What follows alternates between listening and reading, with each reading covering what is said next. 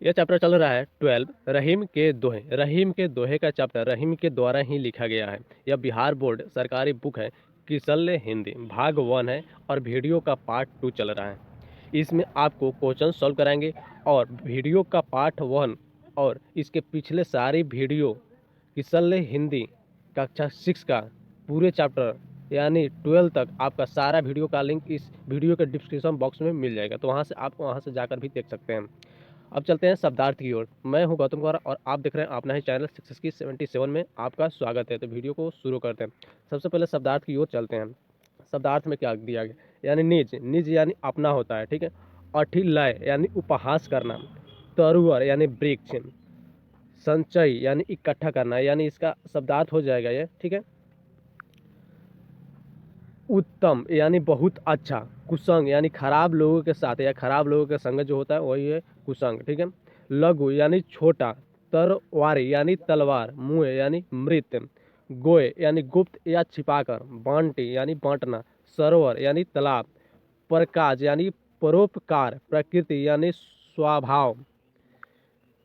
सुजंग सुजंग यानी सांप। बड़ेन यानी उच्च महान। मांगन यानी मांगना।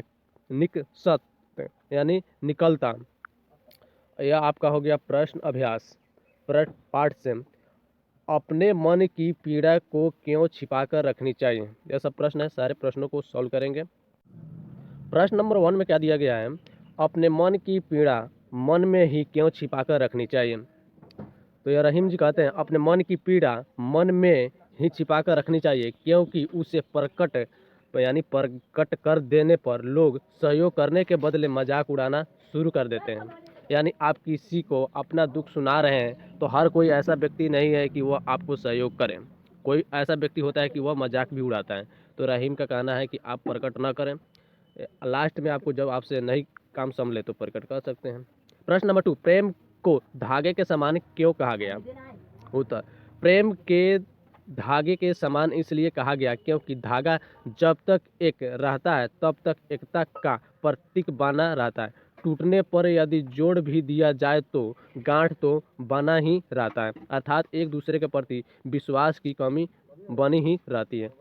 यानी रिश्तों में अगर दरार पड़े तो बाद में वो दरार बरकरार ही रहता है, कितना हूँ आप मिलान की कोशिश करें। जिस प्रकार रस्सी टूट जाने से रस्सी में गांठ पड़ जाते हैं। प्रश्न नंबर 3, किसी से कुछ मांगने का कर्म को कैसा बताया गया है और क्यों। उत्तर, किसी से कुछ मांगने के कर्म को अति निकृष्ट बताया गया है, क्योंकि किसी से कुछ मांगने पर व्यक्ति का सम्मान घटता है, स्वाभिमान पर चोट पहुंचती है और मांगने वाला के साथ गिड़गिड़ाना पड़ता है। यानी जिनसे आप मांगते हैं उनके सामने आपको गिड़गिड़ाना पड़ता है, जिस कारण अपमान महसूस होता है। प्रश्न नंबर 4, सज्जनों की संपत्ति किस कार्य के लिए होती है। सज्जनों की संपत्ति दूसरे के कल्याण के लिए होती है। यानी जो व्यक्ति दूसरे के कल्याण के लिए पैसे खर्च करते हैं उसी को बोला जा रहा है सज्जनों की संपत्ति। जिस प्रकार वृक्ष दूसरे के लिए फलते हैं उसी प्रकार सज्जन दुखी जनों के सहयोग के लिए जन धन संचय करते हैं। उनकी अपनी कोई आवश्यकता नहीं होती, दूसरों की आवश्यकता को ही अपनी आवश्यकता मानते हैं। 5 नंबर है, यानी आप दूसरे को ही वैसे लोग दूसरे की ही सहायता अधिक करते हैं, ठीक है। प्रश्न नंबर 5, रहीम की कुछ सूक्तियाँ नीचे दी गई है। पाठ के आधार पर उन उदाहरणों को लिखिए जो उन सूक्तियों को प्राण स्वरूप दिए गए हैं। क, अच्छे लोगों पर बुरे लोगों की संगति का बुरा प्रभाव नहीं पड़ता। तो देखिए दोहे का है रहीम के दोहे, जो रहीम उत्तम प्रकृति का करी सकत कुसंग, चंदन विष व्यापत नाही लिपटे रहत भुजंग। अब देखें आंसर क्वेश्चन क्या पूछ रहा है, भले लोग सज्जन लोग यानी सज्जन लोग या भले लोग परोपकार के कार्य पर खर्च करते हैं। तो कैसे करते हैं देखिए, तरुवर फल नहीं खाते हैं, सरवर पिय ही न पानी, कही रहीम पर काज हित संपत्ति सच ही सुजान। सबका अर्थ बतला चुके हैं पिछले वीडियो में, वो वीडियो नहीं देखे होंगे तो जाकर डिस्क्रिप्शन बॉक्स में जाकर देख सकते हैं। ग, हमें बड़े छोटे सभी का सम्मान करने चाहिए। उत्तर, रहीम देखिए बड़ेन को लघु न दीजे डारी, जहाँ काम आवे सुई कहाँ करे तरवारी। घ नंबर, दूसरों को भला करने वालों का अपने आप भला हो जाता है। रहीम जी क्या बोलते हैं दोहे के साथ, यो रहीम सुख होत है उपकारी के संग, बाटन वारे को लगे जो मेहंदी का रंग। यानी मेहंदी वाले के पास रहिएगा तो आपके हाथ में मेहंदी लगबे करेगा, तो भलों के साथ रहिएगा तो आपका भी भला होते रहेगा। आगे बढ़ते हैं। अंग, हमें किसी कार्य के लिए अत्यधिक व्याकुल नहीं होना चाहिए। उत्तर, कारज धीरे होत है काहे होत अधीर, समय पाई तरुवर फले केतक सींचो नीर। पाठ से आगे। प्रश्न नंबर 1, ऐसे किन्हीं दो अवसरों की चर्चा कीजिए जब आप दूसरे के लिए काम कर रहे थे और आपको लाभ उसका मिला हो। संकेत, किसी दो अवसरों की चर्चा यह छात्र अपने मन से स्वयं लिखें। प्रश्न नंबर 2, परोपकार से आप क्या समझते हैं? ऐसे कार्यों की सूची बनाइए जिन्हें आप परोपकार का कार्य समझते हैं।